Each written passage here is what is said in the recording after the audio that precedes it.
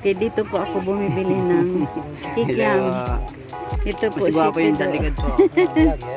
Oo. At ito si Ira. Ayan si Ding. Bibili po tayo ng kikiam. Sarap ng kikiam dito. Sige. Ito yung kikiam. Sige. Ito po yung kikiam nila. Parang ito? Yung dalawa mo pa lang, dalawa. Ay, Orleans. Mas masarap po yun. Yan o. Okay. So, Pido, anong mai-recommend mo? Recommend mo yung nagdadala po. Basta pick up, masarap. Okay.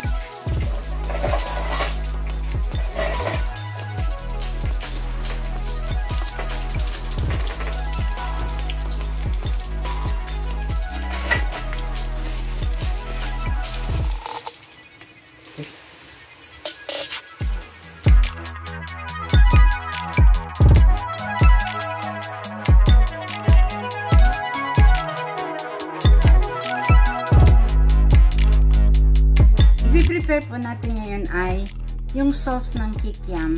It's very simple lang sana. But I decided to make the sauce of kikiam. Okay, naglagay na po ako ng mantika. And then, unahin natin yung bawang.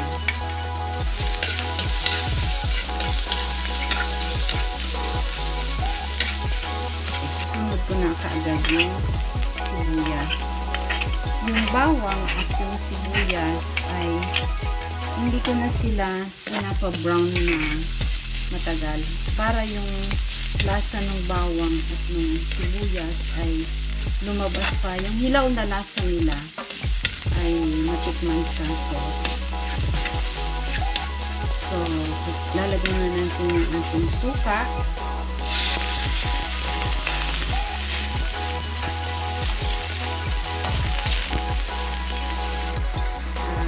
Toyo.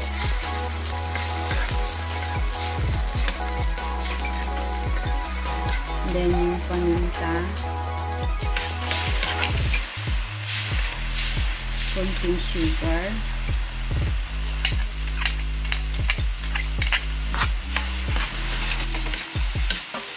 Ito po ay ketchup.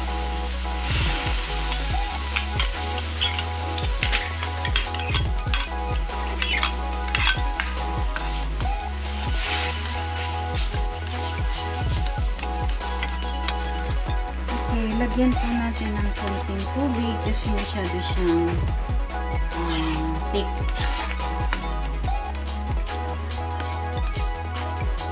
Pero hindi ako nagdadagdag ng cornstarch.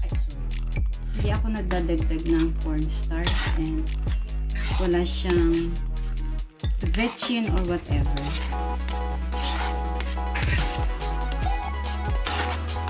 Yun lang nakita yung ingredients na inilalagay ko.